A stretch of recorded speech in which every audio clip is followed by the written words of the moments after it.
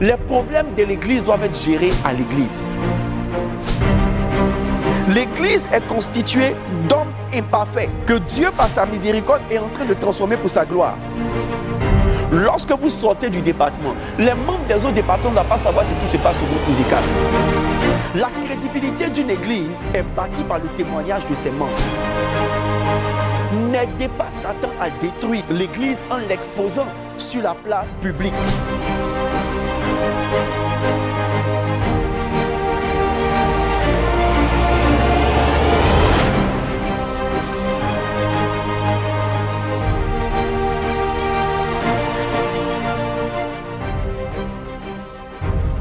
Shalom bien-aimés, je suis heureux de vous retrouver pour notre 4e session de notre puissant et merveilleux thème sur les 7 plaies de l'Église. J'espère que vous avez été bénis par les précédentes sessions et vous avez été éclairés et édifiés par les plaies qui ont été dévoilées.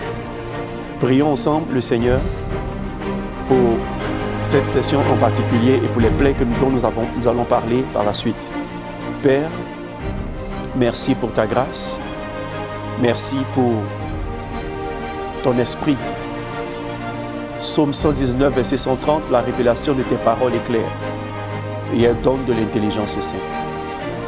Seigneur, nous n'avons pas la prétention de tout connaître et nous voulons juste partager ce que tu nous as révélé.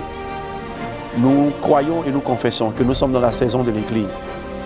Ô Père, permets que cette série sur les 7 plaies de l'Église puisse aider les communautés, les frères, et puisse nous aider à bâtir des églises saines et des églises qui glorifient ton nom, au nom puissant et glorieux de Jésus. Amen. Alors, aujourd'hui, par la grâce de Dieu, nous allons voir d'autres plaies. Et la plaie que nous voyons aujourd'hui, c'est les plaies de la main.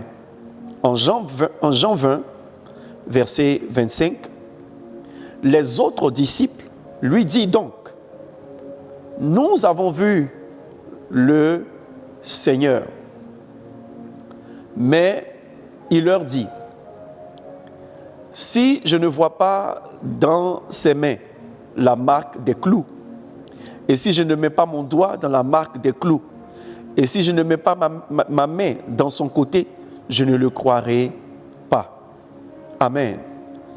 La plaie dont nous parlons maintenant, c'est la plaie de la main ou les plaies de la main. Souvenez-vous que lorsque Jésus a été crucifié, il a été crucifié avec les 2 mains clouées. Au point où lorsqu'il s'est révélé à Thomas, il a présenté ses mains et Thomas a eu le bénéfice de mettre sa main, n'est-ce pas, là où les clous avaient transpercé. Les plaies dans la main de Jésus ont une symbolique assez puissante et sont tout un enseignement pour l'Église, pour le corps de Christ et pour chaque chrétien. La plaie de la main ou les plaies de la main symbolisent premièrement le manque d'ouvriers. Le manque d'ouvriers. La plupart des chrétiens sont portés, n'est-ce pas, vers leur propre vie, vers leur projet et non sur l'œuvre de Dieu. Et ils ne veulent même pas servir Dieu et ils ne veulent même pas servir dans l'Église. Jésus a dit une chose, il dit « La moisson est abondante, mais les ouvriers sont peu nombreux. » Prenez avec moi Luc, le chapitre 10, le verset 2. Luc, le chapitre 10, le verset 2. Il leur dit « La moisson est grande, mais il y a peu d'ouvriers. Priez donc le maître de la moisson d'envoyer des ouvriers dans sa moisson. » L'Église de Dieu se bâtit par les enfants de Dieu. L'Église est une armée au service du Seigneur.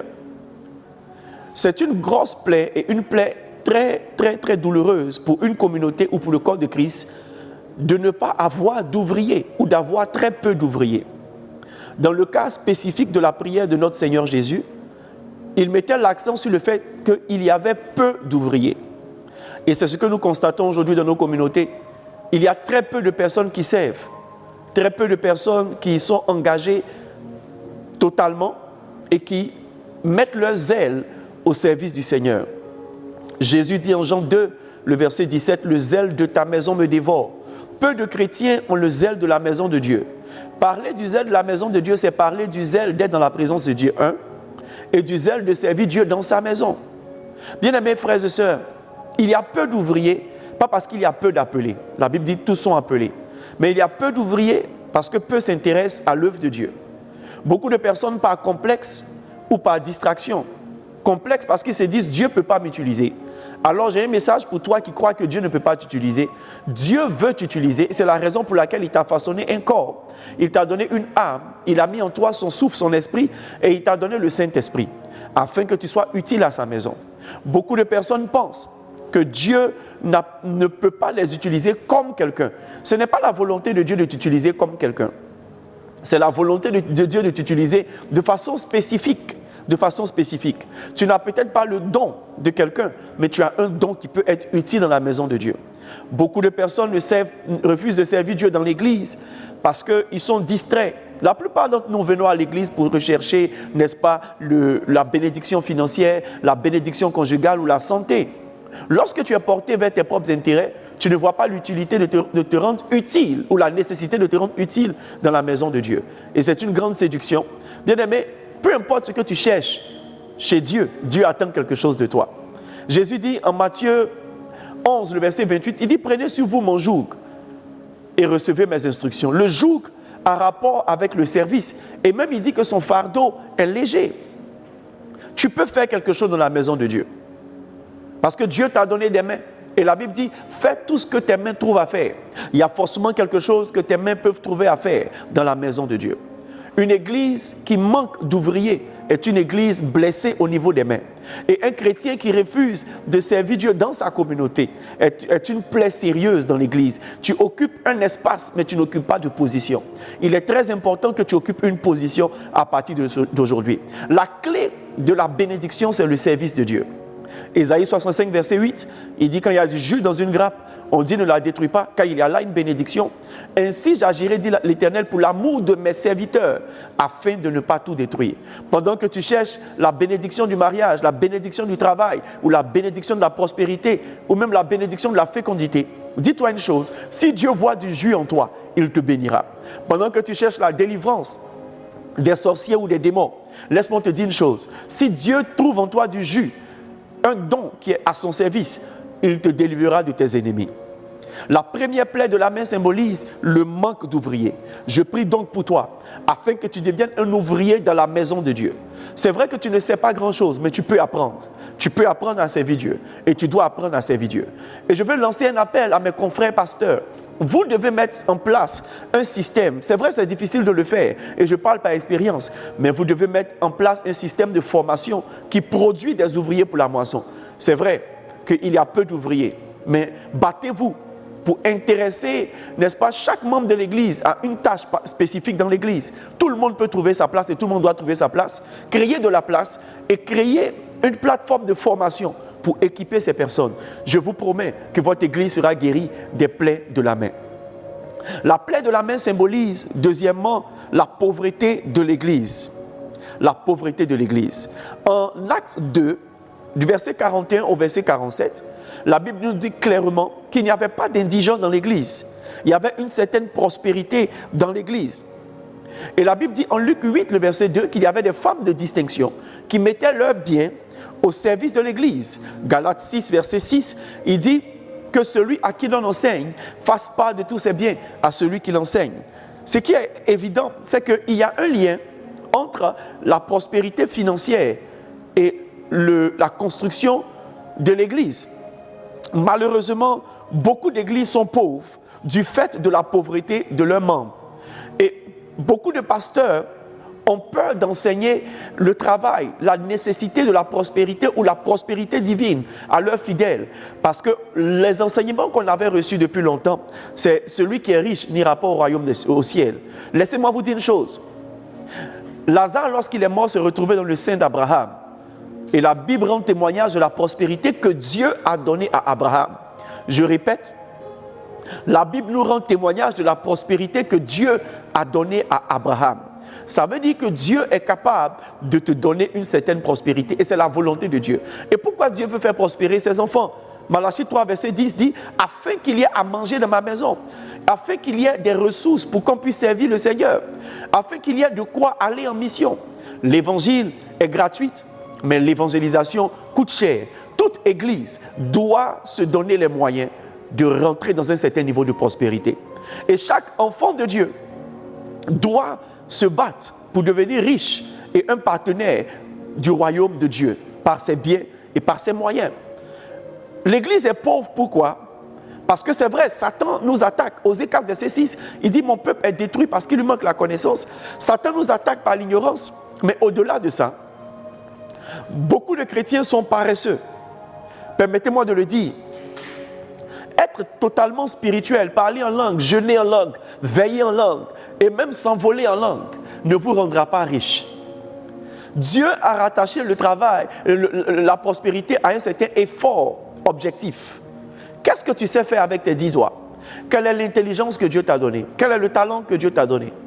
Et je crois qu'au milieu de toutes ces ressources, ces matières premières que Dieu t'a données comme des talents ou des charismes, il y en a certains qui vont te donner une certaine prospérité. Sors de la paresse. Sors de la paresse. Ne laisse pas le diable t'égarer en te faisant croire que tu dois être un rat d'église. Entre griffes. Même le rat d'église est riche parce qu'il n'y a pas de rat d'église qui est mince. En réalité, il y a une prospérité qui est destinée aux enfants de Dieu. 3 Jean, le verset 2. Je souhaite que tu prospères à tous égards, comme prospère l'état de ton âme et que tu sois en bonne santé. Inspirons-nous du modèle de l'apôtre Paul qui travaillait et qui prenait soin de ses missions. Travaille et prends soin de la mission de Dieu. Travaille et prends soin de l'œuvre de Dieu. La troisième raison pour laquelle peut-être l'Église est pauvre, c'est parce que les chrétiens sont avares. Beaucoup de chrétiens ont l'impression que Dieu va descendre du ciel avec un ange qui bat des ailes et avec un sac volumineux pour dire « Pasteur Aristote, Pasteur X, voici les ressources qu'il te faut pour ta mission sur 10 ans. » Ça n'a jamais été ainsi. Dieu bénit toujours l'Église au travers de la bénédiction qu'il accorde à ses enfants dans l'Église. Lorsque tu es membre d'une Église, tu ne dois pas soustraire tes ressources du travail de l'Église ou des besoins de l'Église, afin qu'il y ait à manger dans ma maison, afin qu'il y ait des ressources dans ma maison. Bien-aimés frères et sœurs, ne sois pas avare. Deviens déjà capable, discipline-toi à payer tes dîmes et à faire des offrandes considérables. Et discipline-toi à faire part de tous tes biens à ceux qui t'enseignent et surtout à l'église dans laquelle tu as enseigné. L'un des désordres que nous constatons aujourd'hui dans l'église, c'est que peu de personnes dans nos communautés servent leur communauté avec leurs ressources. Ils préfèrent miser ou faire de grosses offrandes à des hommes de Dieu de passage, à des missions de passage, mais leur église n'est pas bâtie. Leur église n'est pas bâtie. Il manque les instruments, il manque la sonorisation, il manque certaines choses de qualité. Et l'autre désordre, et je pense que c'est la méchanceté. Beaucoup de chrétiens préfèrent s'acheter de nouvelles voitures à 50 millions. Mais regardez l'église encore louer un bâtiment. On ne se rend pas compte que le Dieu qui te bénit est le Dieu aussi qui a besoin de ton action de grâce. Ton offrande et ta libéralité sont le symbole de ton action de grâce. C'est hypocrite de venir chanter « Alléluia, Dieu m'a béni » ou rendre témoignage le dimanche et même faire une petite enveloppe. Si Dieu t'avait béni avec cette petite enveloppe, tu n'aurais jamais rendu témoignage. Alors pourquoi prétends-tu que ton offrande et ta dîme sont la bénédiction que tu peux donner à Dieu pendant que tu as les moyens d'acheter une voiture à 50 millions, une chaussure à 10 millions, des boucles d'oreilles à 30 millions et même acheter des perruques humaines, pas des perruques même d'Africains, des perruques de blancs décédés depuis 3 ans à 1 million et des perruques que tu ne portes qu'une seule fois. Pendant que tu viens à l'église et tu te plains qu'il fait chaud. Bien-aimés frères et sœurs, ne soyons pas méchants. Dieu lit notre cœur et Dieu sonde nos cœurs et nos reins. Refuse d'être plus riche que ton église. La loi de l'alliance qu'il y avait entre David et Dieu et qui a fait qu'aujourd'hui même Jésus, qui est Dieu, aime se faire appeler fils de David. C'est parce que David a dit, je ne peux pas vivre dans une maison faite de matières luxueuses. Et mon Dieu, l'arche de mon Dieu, va vivre sous une tente. Et Dieu a béni David, Dieu a béni sa descendance. Bien-aimé, ne sois pas plus riche que Dieu. Mais la bonne nouvelle, c'est que lorsque tu enrichis l'église de Dieu, lorsque tu t'investis dans la mission de Dieu, Dieu s'investit dans ta vie. Et même quand il semblera que tu donnes tout, tu ne manqueras de rien. Dieu te bénisse. La deuxième plaie symbolise la pauvreté de l'église. Je prie Que la prospérité soit ton partage au nom de Jésus. Amen. La troisième signification des plaies de la main, c'est l'inactivité de l'Église. Bien-aimés frères et sœurs, la Bible dit en Genèse 1, verset 1 au verset 2, que l'Esprit de Dieu se mouvait au-dessus des eaux. Jean 3, verset 5 et le verset 6, présente le Saint-Esprit comme un vent et qui est toujours en mouvement. Bien-aimés frères et sœurs, beaucoup de chrétiens sont très inactifs aujourd'hui. Vous pouvez aller dans certaines communautés, il n'y a aucun programme, aucune activité spéciale, aucun programme d'édification spécifique. Bien-aimés frères et sœurs, c'est une plaie. L'Église doit toujours travailler. L'Église doit toujours travailler. L'Église doit toujours avoir quelque chose à faire. Et les chrétiens doivent toujours être en train de faire quelque chose de spirituel, quelque chose d'administratif et quelque chose même qui va avec l'entretien de l'Église. C'est très important. Une église inactive est une église qui a perdu le Saint-Esprit. Je prie pour toi au nom de Jésus, que tu rentres dans cette activité comme un vent. Que les gens se demandent, mais est-ce que cette église se repose? Est-ce qu'il n'y a pas un jour où il n'y a pas d'activité dans cette église? Est-ce que ce pasteur se repose? Est-ce que ce département se repose? Qu'on te trouve toujours en train de travailler pour le royaume. Bien-aimé, plus tu travailles pour le royaume, plus les réserves et les ressources du royaume sont ouvertes pour toi. Les écluses des cieux sont ouvertes pour faire descendre la bénédiction en abondance dans ta vie. Tout comme lorsque tu fais des heures supplémentaires au travail, ton patron te bénit. De la même manière, ton patron qui est Dieu, ton maître qui est Dieu, te bénira aussi. Jésus a dit en Jean, le chapitre 4, « Mon maître travaille jusqu'à présent, moi aussi je travaille. » Je te vois en train de travailler au nom puissant et glorieux de Jésus de Nazareth. Alors la troisième plaie de la main, c'est l'inactivité de l'Église.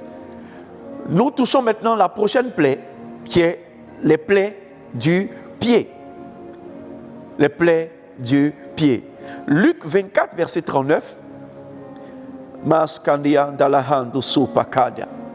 Eles abaha kadu sumpalianda. Je vois Dieu qui est en train de rafraîchir les mains de beaucoup de chrétiens et de beaucoup d'églises. Je vois des mains poussées et je vois des mains rafraîchies au nom puissant et glorieux de Jésus. Luc 24, verset 39, Jésus dit, la Bible dit, au verset 38, je préfère lire le verset 38, mais il leur dit, pourquoi êtes-vous troublés? Et pourquoi pareille pensée s'élève telle de vos cœurs? Voyez mes mains et mes pieds, c'est bien moi. Touchez-moi et voyez. Un esprit n'a ni chair ni os, comme vous voyez que j'ai. Alléluia. Alors, Jésus maintenant présente ses pieds aux disciples et il leur dit, voyez mes mains et voyez mes pieds. Voyez mes pieds.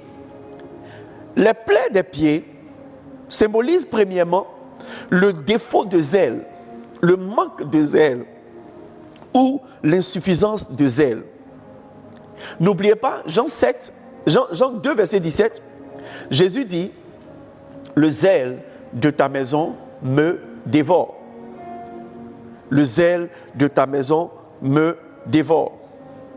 Il faut du zèle pour servir le Seigneur. La Bible dit, ayez à vos pieds comme sandales le zèle de l'annonce de l'Évangile. Beaucoup de chrétiens ou peu de chrétiens ont un zèle pour Dieu, un zèle pour l'Église, un zèle pour le service de Dieu. Il y a beaucoup de nonchalance et beaucoup de négligence dans notre manière de servir Dieu. Lorsqu'il y a cette nonchalance, cette négligence, c'est une plaie dans le pied. Tout ce que Dieu fait, ou tout ce que Dieu veut que son Église fasse, doit se faire avec une certaine vitesse. Paul dit, je cours vers le but. Il y a un rapport de vitesse. Il y a un rapport de mouvement, il y a un rapport de vitesse. Que Dieu restaure ton zèle. Que Dieu restaure ton zèle. Si tu es chantre, chante avec zèle. Fais les répétitions avec zèle. Si tu es communicateur, fais ce que tu as à faire avec zèle. Si tu es prédicateur, aie du zèle dans la prédication. Si tu es missionnaire, aie du zèle dans ta mission. Peu importe ce que tu fais, fais-le avec l'énergie.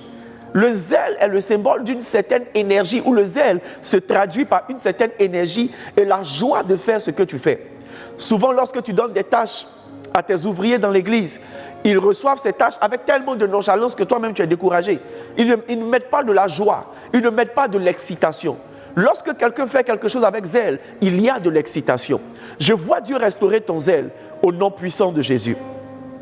Éphésiens, le chapitre 6, dit que nous devons annoncer l'évangile avec zèle. C'est le zèle que nous prenons pour annoncer l'évangile qui fait que nous conquérons des territoires. Imagine qu'on vient prêcher avec nonchalance. Bien-aimés, donnez vos vies au Seigneur Jésus. Aucune passion, aucune épice, aucune excitation. Qui va écouter un tel prédicateur? Aux 5 premières minutes de son message déjà, le sommeil va prendre toute la salle et le sommeil va prendre tout le marché et personne ne voudra l'écouter. Le zèle te donne une fougue, le zèle te donne de la passion et le zèle te donne de l'énergie. Reçois cela au nom de Jésus. Les plaies des pieds symbolisent deuxièmement la perte de l'esprit missionnaire. En Matthieu le chapitre 28, Jésus a dit « Allez, allez, allez, allez, allez ». Le ministère de l'Église a rapport avec la mission. Allez par tout le monde, allez dans les hameaux, allez dans les rues, allez dans les villages, allez là où l'évangile n'a pas encore été prêché. Allez. Dieu t'envoie en mission. Aujourd'hui, l'Église n'a pas vraiment de mission. Les missions d'évangélisation, des missions sociales, des missions de santé. Il n'y a pas du tout de mission.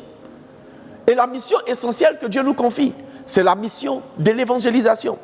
Combien de communautés aujourd'hui n'ont pas de grande campagne d'évangélisation, ne serait-ce que mensuelle ou annuelle? On a confié toute l'évangélisation de toute une grande église à un petit département de 10 personnes. Et même dans ce département de 10 personnes qu'on appelle le ministère de l'évangélisation, il n'y a que 5 personnes qui travaillent effectivement. Comment est-ce qu'on peut conquérir de nouveaux territoires? Comment est-ce qu'on peut gagner encore de nouvelles âmes? Souvenez-vous que Jésus a dit, les renards ont des terriers et les oiseaux ont des nids, mais le Fils de l'homme n'a pas d'endroit où poser sa tête. Une église ne doit pas avoir de temps où reposer sa tête tant que l'évangile n'a pas touché tous ceux qui habitent dans les environs. Il faut, en tant que pasteur, toi qui m'entends, mettre comme une croix ou comme une nécessité ou comme quelque chose d'impératif, n'est-ce pas, qu'il y ait une mission d'évangélisation dans ton assemblée. C'est très important. Dans ton programme annuel, il faut qu'il y ait des sorties d'évangélisation, des sorties massives et des sorties impressionnantes. Dieu investit et Dieu pourvoit à l'évangélisation. Dieu vous donnera des femmes de distinction, Dieu vous donnera des hommes de distinction qui mettront leurs finances et leur carnet d'adresse à votre service lorsque vous allez sortir pour évangéliser. Dieu bénit la mission. Lorsqu'il n'y a pas de missionnaire dans l'église, lorsqu'il n'y a pas de zèle missionnaire dans l'église, lorsqu'il n'y a pas de mouvement d'évangélisation dans l'église, c'est une plaie dangereuse et une plaie douloureuse pour l'église. Que Dieu nous guérisse de cette plaie, que nous retrouvons le zèle de l'annonce de l'évangile, que nous retrouvons le zèle missionnaire, le zèle d'aller, de conquérir de nouveaux territoires et de conquérir de nouvelles personnes, au nom puissant de Jésus de Nazareth. Les plaies des pieds symbolisent la perte de l'esprit missionnaire. La troisième symbolique des plaies des pieds, c'est les limitations territoriales. Les limitations territoriales. En Josué 14, verset 9, Dieu a dit à Josué, tout territoire que tes pieds vont fouler, je te donnerai cela en héritage. Bien-aimés frères et sœurs, une église ne doit pas rester dans un territoire. L'évangile ne doit pas rester dans un seul endroit. C'est bon, tu as prospéré dans cette zone et les autres zones. Pourquoi est-ce qu'il n'y a pas une représentation de ta communauté dans un quartier, soit par le biais d'une cellule ou soit par le biais d'une branche que tu es en train d'ouvrir? Bien aimé, une église qui n'est pas en train de conquérir des territoires est une église paralysée des pieds ou blessée des pieds. Je prie pour nous au nom de Jésus, que nous soyons une église conquérante de territoires. Et je vais vous expliquer pourquoi est-ce que beaucoup d'églises ne peuvent pas conquérir des territoires. Je vois 2 raisons majeures. La première raison, c'est parce que les chrétiens ne sont pas formés comme des missionnaires. Et la deuxième raison, c'est parce que les chrétiens croient que leur promotion professionnelle est juste, n'est-ce pas? Parce que Dieu veut leur faire du bien. Ce n'est pas un bien de te détacher de ta communauté. Dieu te mène dans ce territoire, soit au Canada, soit en France, ou même à l'intérieur du pays, pour que tu deviennes un appui missionnaire, un appui stratégique pour conquérir ce territoire. Même si tu es allé en tant que professeur, tu es allé comme un professeur missionnaire pour commencer une œuvre, pour commencer l'extension de ton église là-bas. Chaque église porte une grâce particulière qui est nécessaire dans tous les environs. Beaucoup de chrétiens sont affectés et se concentrent sur leur profession. Beaucoup de chrétiens qui, par la grâce de Dieu, se marient et du fait du mariage se retrouvent à l'étranger, sont concentrés pour devenir des hommes au foyer ou des femmes au foyer. Tu es un missionnaire que Dieu a envoyé. Alors, reçois cet esprit missionnaire et reçois la conscience de prise de possession territoriale. Et même cette prise de possession territoriale peut se traduire par la possession, n'est-ce pas, de beaucoup de secteurs d'activité. Nous voulons voir des chrétiens exceller dans la musique, c'est un territoire à prendre. Nous voulons voir des chrétiens exceller dans la politique, c'est un territoire à prendre. Nous voulons voir des chrétiens exceller, n'est-ce pas, dans les affaires, ce sont des territoires à prendre. Peu importe les territoires qui existent dans le monde, il doit y avoir des enfants de Dieu là-bas. Satan n'a rien créé, il ne peut rien créer, il ne fait que nous dévancer du fait de notre ignorance pour prendre les territoires qui nous sont prédestinés. Mais je prie pour toi au nom de Jésus, que tu commences à prendre le territoire professionnel dans lequel Dieu t'a planté et que tu commences à devenir un apôtre dans le pays que Dieu t'a donné ou dans lequel Dieu t'a implanté comme fonctionnaire au nom de Jésus. La plaie des pieds symbolise troisièmement les limitations territoriales. Quatrièmement, les plaies des pieds symbolisent les blocages dans la vie des chrétiens. Oh bien-aimés, certains chrétiens sont limités, bloqués financièrement, bloqués territorialement, bloqués à beaucoup de niveaux dans leur vie, bloqués dans leur vie scolaire. 3 Jean le verset 2, je souhaite que tu prospères à tous égards et sois en bonne santé, comme prospère l'état de ton âme. Dieu veut que tu prospères. Être prospère, c'est avancer. C'est s'étendre à gauche, s'étendre à droite, s'étendre au nord, s'étendre au sud, s'étendre à l'ouest. Je prie pour toi au nom de Jésus, que tout blocage soit levé. Satan attaque beaucoup de chrétiens par des blocages. Lorsque tu commences à t'intéresser à l'œuvre de Dieu, il semble que tu ne réussis plus à avancer. Il semble que tu ne réussis plus à prospérer. C'est dans ce contexte que tu as besoin de la bénédiction de Dieu. 2 Chroniques 20, verset 20. Confiez-vous en l'Éternel, vous serez affermis, et confiez-vous en ses prophètes, vous allez prospérer. En tant que prophète de Dieu, je relâche sur vous la bénédiction de la prospérité. Au nom puissant et glorieux de Jésus de Nazareth. Les blocages ténébreux sont ôtés au nom de Jésus. Tu avances, tu prospères, tu sors du chômage, tu sors des limitations financières et tu sors de toutes sortes de manques et de disettes au nom puissant de Jésus. Deviens une référence. Je vois tes pieds restaurés. Je te vois prendre de la vitesse. Je vois l'Esprit de Dieu fortifier tes pieds. Je te vois marcher et courir. Et je te vois prendre ton lit et marcher. Reçois la grâce au nom puissant de Jésus. Je prie en conclusion de ces 2 plaies importantes que le Seigneur restaure nos mains et le Seigneur restaure nos pieds. Que Dieu vous bénisse. Oh, j'espère que vous avez été bénis, édifiés par ces plaies. Nous sommes en train de parler depuis des 7 plaies de l'Église. Et cela figurera dans un ouvrage que nous sommes en train de préparer par la grâce de Dieu. Un ouvrage que je vous recommande fortement. Et je prie qu'à chaque session et à chaque enseignement, vous soyez bénis, que vous soyez édifiés, que vous soyez guéris et que vous soyez transformés. Préparez-vous pour notre prochaine session où je parlerai des plaies sur le côté. Préparez-vous, attachez vos ceintures et Dieu vous fera prendre une autre vitesse. Que Dieu vous bénisse et à très bientôt. Shalom.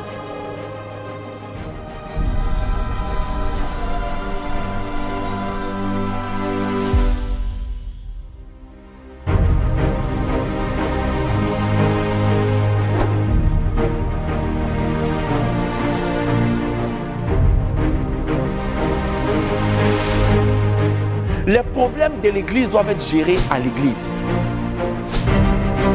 L'Église est constituée d'hommes imparfaits que Dieu, par sa miséricorde, est en train de transformer pour sa gloire. Lorsque vous sortez du département, les membres des autres départements ne doivent pas savoir ce qui se passe au groupe musical. La crédibilité d'une église est bâtie par le témoignage de ses membres. N'aidez pas Satan à détruire l'église en l'exposant sur la place publique.